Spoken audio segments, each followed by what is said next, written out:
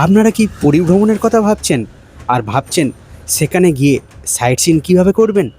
তাহলে আমি বলবো আপনি ওটিডিসি অর্থাৎ উড়িষ্যা সরকারের নিজস্ব সংস্থা এই ওটিডিসির সাথে সাইট সিন করুন। এতে আপনার যেমন বাজেট ফ্রেন্ডলি হবে, তেমন থাকবে নিরাপত্তার বিষয়টা। নিশ্চিন্তে আপনি ঘুরে দেখতে পারবেন। আমি 2026 সালের ফেব্রুয়ারি মাসে ওটিডিসির সাথে এই ট্যুরটি করেছি। এই ভিডিওটি আপনারা সম্পূর্ণ দেখতে থাকুন, তাহলে ওটিডিসির যে প্যাকেজ রয়েছে সেই সম্বন্ধে আপনি সম্পূর্ণ ধারণা পেয়ে যাবেন। আর এই ভিডিওটা যদি ভালো লেগে থাকে আমার এই চ্যানেলটি সাবস্ক্রাইব করে রাখুন আরও এই রকমের ভ্রমণমূলক ভিডিও দেখার জন্য। তাহলে চলুন আর দেরি করব না, আসল ভিডিওটি শুরু করা যাক।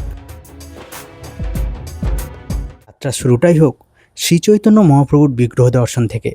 এই শ্রীচৈতন্য মহাপ্রভুর বিগ্রহটি পুরীর সৌন্দর্যায়নে আরও অনেক বাড়তি মাত্রা জুগিয়েছে। এই যে রাস্তাটি দেখছেন এটি একদিকে মন্দিরে গেছে আর সোজা চলে গেছে স্বর্গদ্বার, আর এই ঠিক সামনের দিকেই রয়েছে ওটিডিসির টিকিট বুকিং কাউন্টার। এই ওটিডিসি অর্থাৎ উড়িষ্যা সরকারের নিজস্ব সংস্থা। এখান থেকে আপনাদেরকে পুরীর বা উড়িষ্যার বিভিন্ন স্থানে ভ্রমণের সুবন্দোবস্ত বা সুন্দর সুন্দর প্যাকেজ রয়েছে। আপনারা আপনাদের সময় মতো বা ইচ্ছে মতো যেটা ইচ্ছা চুজ করতে পারেন। এই যে দেখুন, এটি হচ্ছে ওটিডিসির বর্তমান যে ট্যুরগুলি হয় তার লিস্ট। এখন বাজে 5:30 আর আমরা বের হয়ে পড়েছি। ঠিক আছে, চলো ওটিডিসির পন্থনিবাসের উদ্দেশ্যে, কারণ ওখান থেকে আজ আমরা সাইট সিন শুরু করব। আজকের অনেকটা সময় লাগবে, তাই যাত্রা শুরু হলো সকাল 5:30টায়, দেখি শেষ হয় কটায়। আমরা বুক করেছিলাম ওটিডিসির ট্যুর নাম্বার 1টি, যেটি মাথাপিছু খরচা পড়েছিল 595 টাকা, শুধু বাস ভাড়া ও গাইড ভ্যানের জন্য। আর একটা কথা বলে রাখি, যেদিনে ট্যুর করতে চাইছেন ঠিক তার আগের দিন কিন্তু ওটিডিসি থেকে টিকিটটা বুকিং করে নেবেন। আমরা চলে এসেছি, এখন 6:45 বাজে। এখান থেকে 6:30টাতে আমাদের গাড়ি ছাড়বে। না চুমু দাও, এদিকে তাকিয়ে দাও। আমাদের গাইডম্যান, প্রযোজক, প্রডিউসার দুইজনকে দেখাচ্ছি, সবাই চা খাচ্ছে। শুধু চা নয়, মধু দিয়ে চা, মধু দেওয়া, এলাচ দেওয়া, লিকার চা। এবার দেখুন, এই হচ্ছে পন্থনিবাস। এইখান থেকেই ওটিডিসির যাবতীয় ট্যুরিস্ট বাসগুলো সকালবেলা ছেড়ে যায় যাত্রীদেরকে নিয়ে। এই যে দেখছেন জমিদার প্যালেস, ঠিক এর পাশেই এই হচ্ছে ওটিডিসির বাস আসা শুরু করেছে।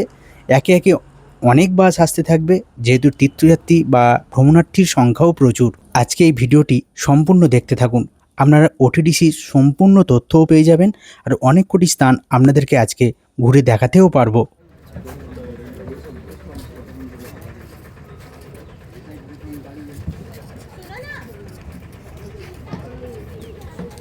আমরা এবার বাসে উঠতে চলেছি, এই হচ্ছে বাস।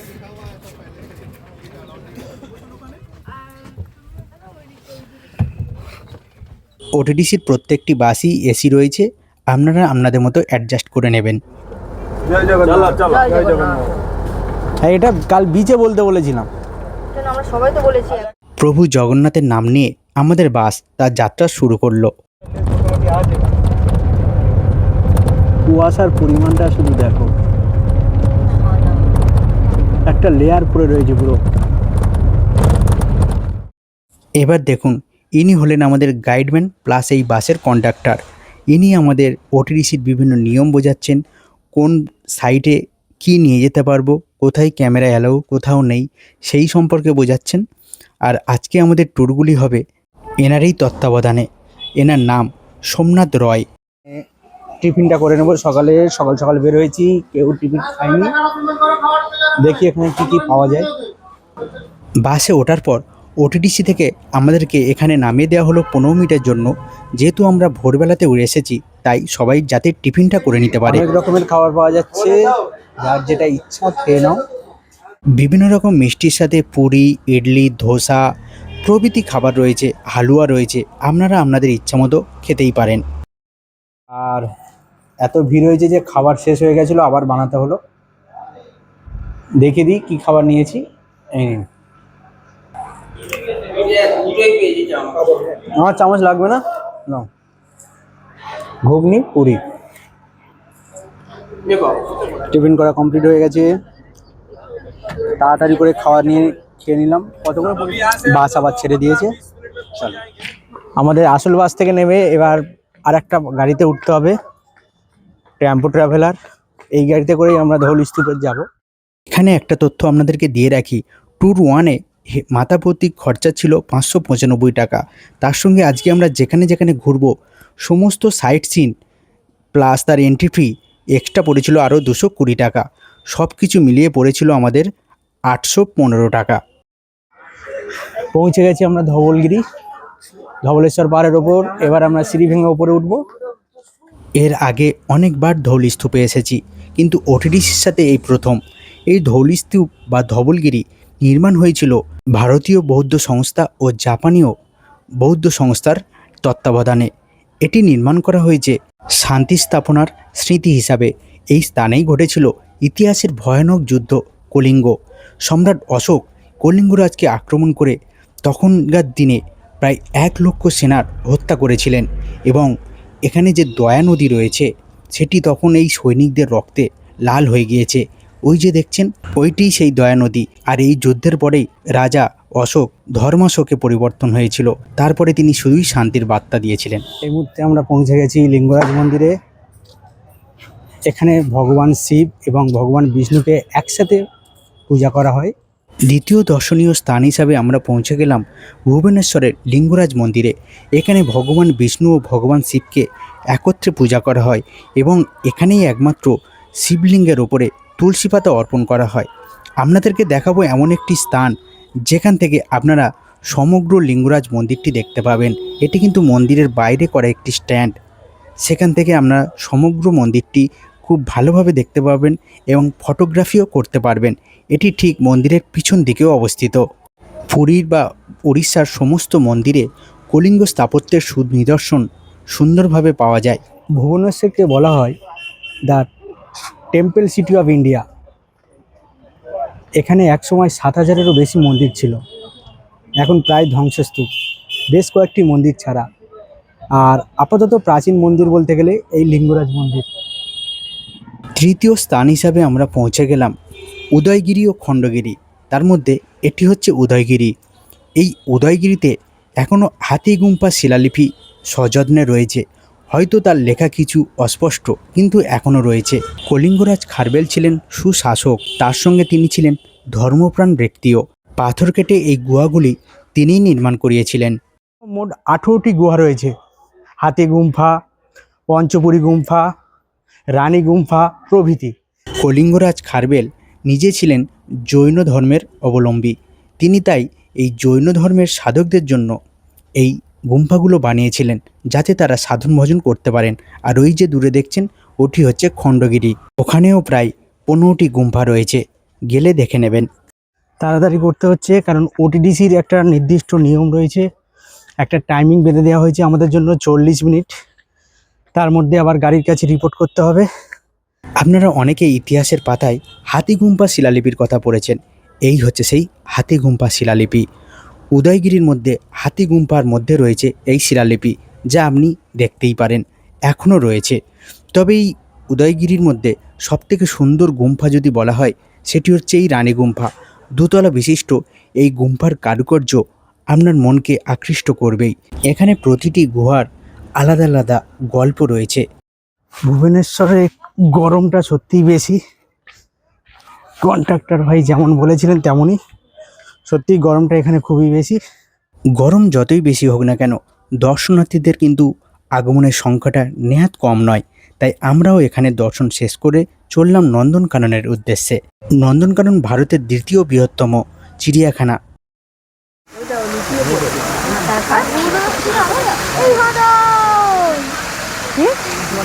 ভদর,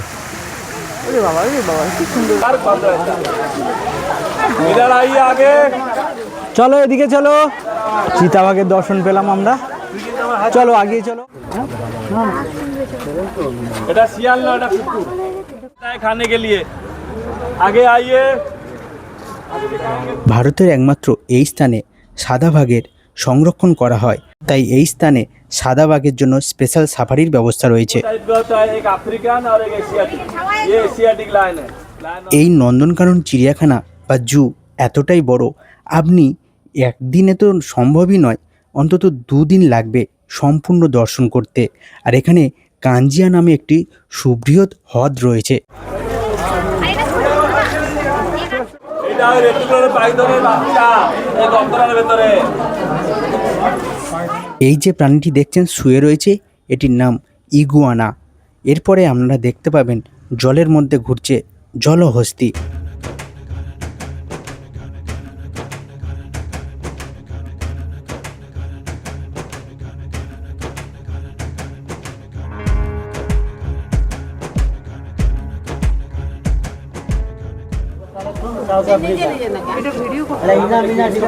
दिखा दिया गिलहरी बंदर में देखिए सामान।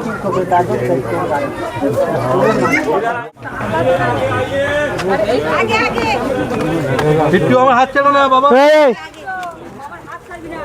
এই পাখিটিকে ভালো করে লক্ষ্য করুন, এর নাম ক্যাসোয়ারি। এই পাখিটি একটা মানুষ মেরে দেওয়ারও ক্ষমতা রাখে। বিশ্বাস না হলে সার্চ করে দেখে নিতে পারেন। এটা এর আগে আমি নন্দনকাননে দেখিনি। এর সাথে আরও অনেক পাখির সম্ভার রয়েছে, সময় নিয়ে দেখে নেবেন। নন্দনকানন যতটা দেখা দেখলাম, এবার আমরা ওটিডিসি রেস্টুরেন্টে যাব নন্দনকাননের ভিতরে, সেখানে খাওয়া দাওয়া করব। চলুন। এই হলো ওটিডিসির নন্দনকাননের ভিতরে রেস্টুরেন্টের মেনু চার্ট, দেখে নিন। 150 টাকার থালি, সবজি ভাত। কি কি আছে বলো তো? এই যে এই চাটনি, তারপর ভাত, তরকারি, আলু ভাজা। বাহ, যেহেতু আমি নিরামিষ খাই, তাই আমরা সবাই নিয়েছিলাম নিরামিষ থালি। দাম পড়েছিল 150 টাকা মতো। এরপরে এক্সট্রা ভাত লাগলে কিন্তু তার আলাদা দাম দিতে হয়। দুপুরে ভাত ঘুম দেওয়ার পরে এবার আমরা পৌঁছে গেছি কোনারক সান টেম্পল। সঙ্গে আমরা এক্সট্রা একটা জায়গা দেখব, কোনারক মিউজিয়াম। তাহলে চলুন। কোনারক সূর্য মন্দির আমাদের ট্যুর 1-এর মধ্যে ছিল, কিন্তু এই কোনারক মিউজিয়ামটা ছিল না। কিন্তু পাশাপাশি থাকার কারণে আমাদেরকে এর টিকিট নিয়েও ওনারা দেখিয়ে দিয়েছিলেন, যেটি এর আগে আমি কিন্তু দেখিনি। এখানে কোনারক মন্দির যেহেতু কালের নিয়মে ধীরে ধীরে ধ্বংসস্তূপে পরিণত হচ্ছে, তাই সেখান থেকে কিছু নমুনা সংরক্ষণ করে এবং নতুন করে কিছু নমুনা তৈরি করে একটি সুন্দর মিউজিয়ামের রূপ দেওয়া হয়েছে।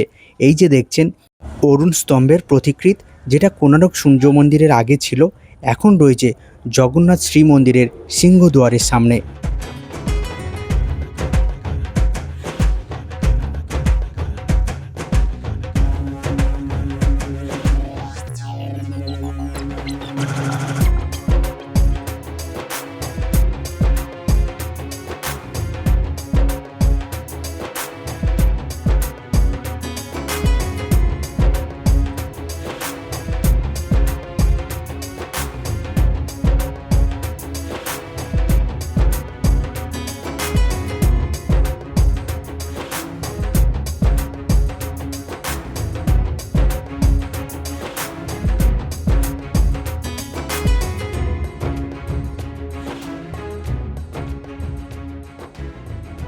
এবার চলে এলাম উড়িষ্যার অন্যতম গর্ব কোনারক সূর্য মন্দির।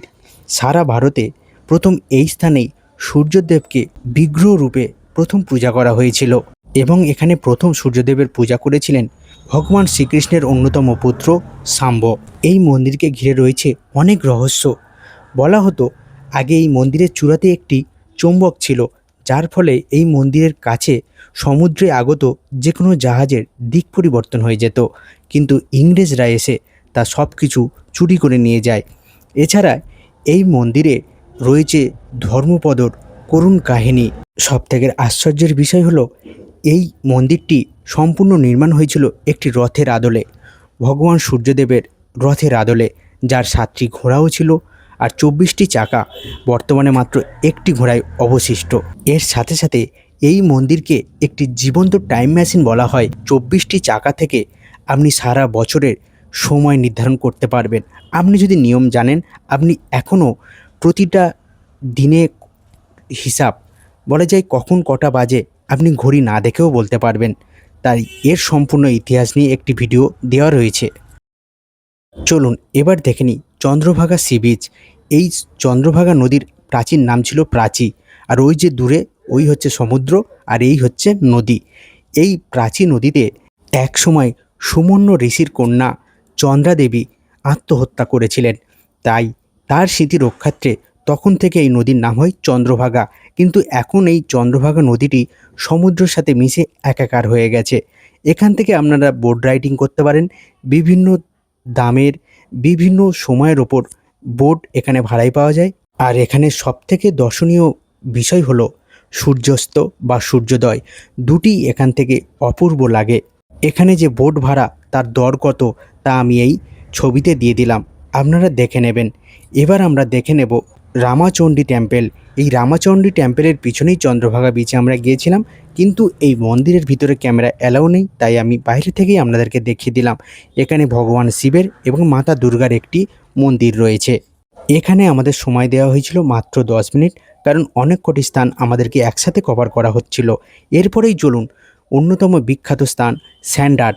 আপনারা পুরী সি বিচে অনেক রকম বালির মূর্তি বা বিগ্রহ দেখতে পারেন বা দেখতে পেয়েছেন।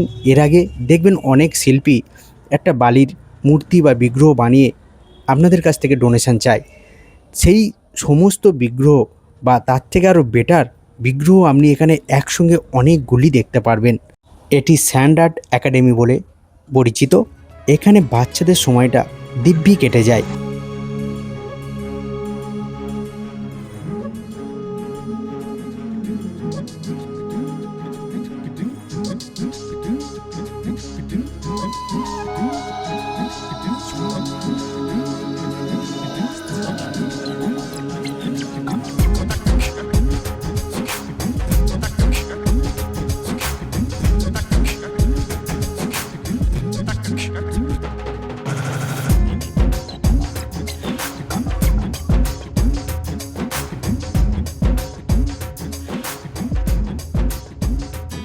ওটিডিসির সঙ্গে আমাদের ট্যুর 1 ভ্রমণ আজকে সম্পূর্ণ হলো। আর এই যে গাইডম্যানের ছবি আপনারা দেখছেন, এনার নাম সোমনাথ রয়। সত্যি কথা বলতে ইনি যা জানেন বা এনার ইতিহাস বা পাণ্ডিত্য যতটা গভীর ততটা আমাদের কারোরই হয়তো নয়। এনার সুদক্ষ বলার ধরন আমাকে আকর্ষিত করেছে, তাই ওনাকে অবশ্যই ধন্যবাদ জানালাম। আর সেই সঙ্গে এই ভিডিওটি যদি আপনাদেরও ভালো লেগে থাকে তাহলে অবশ্যই কিন্তু একটি লাইক করে দেবেন। দেখা হচ্ছে আবার।